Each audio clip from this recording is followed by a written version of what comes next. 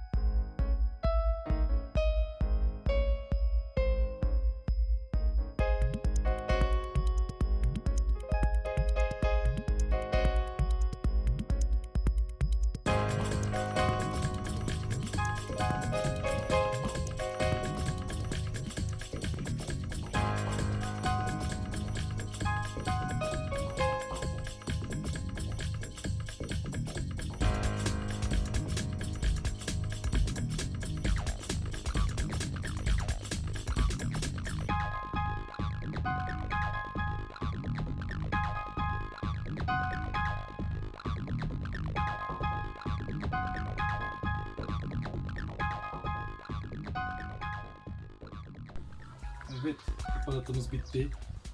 Şimdi biraz kısaca anlatayım. Şu alt bölmeyi altta bir vida sayesinde açıp kamerayı 360 derece döndürebilmekteyiz. Böyle istediğimiz yere dönüyor. Ardından bunu sıkıştırdığımız zaman sabitleniyor. Yay sayesinde öne arkaya rahatlıkla gidiyor ve şu bölüm 4 tane delik açtım. Şu vida sayesinde, vidalı aparat sayesinde en üst bölüm, ikinci kademe, üçüncü kademe, yakın çekimler için de dördüncü kademeye ayarladım. 4 kamera sistemine. Şimdi bu bölümde kameranın aşağı yukarı gitmesi sağlıyor sadece. Diyelim ki en alt kademede çalışacağım zaman birazcık daha indirmek istedim, video ediyorum. Ya da en üst kademede iyice aşağı çeviriyorum. Son olarak şu aparat sayesinde istediğim gibi sağa sola aşağı yukarı döndürebiliyorum. Hep ekstra kabiliyet sunuyor bunlarla. Denedim, oldu. Bence siz de hayatınızda denemekten çekinmeyin. İyi bayramlar dilerim ve sağlıcakla.